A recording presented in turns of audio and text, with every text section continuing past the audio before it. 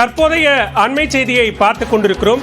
மூன்றாவது முறையாக பிரதமராக மோடி பதவியேற்க உள்ள நிலையில் இந்த பதவியேற்பு விழாவை புறக்கணிப்பதாக திரிணாமுல் காங்கிரஸ் தலைவர் மம்தா பானர்ஜி அறிவித்திருக்கிறார். நாளை இரவு 7:15 மணிக்கு பதவியேற்பு விழா நடைபெற இருக்கக்கூடிய நிலையில் இந்த பதவியேற்பு விழாவில் பங்கேற்கப் போவதில்லை என மம்தா பானர்ஜி அறிவித்திருக்கிறார். இது தொடர்பான கூடுதல் விவரங்களோடு இணைகிறார் டெல்லி செய்தியாளர் சுசித்ரா. விவரங்கள்.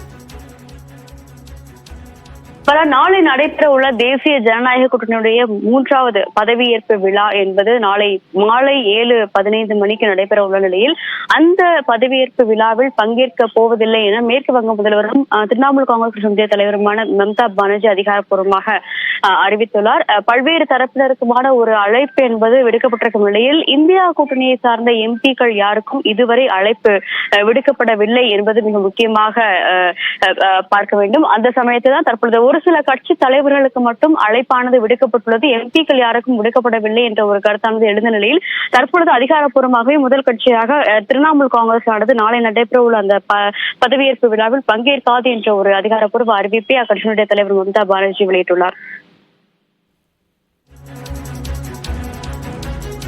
நன்றி சுசித்ரா, விரிவான விவரங்களுக்கு.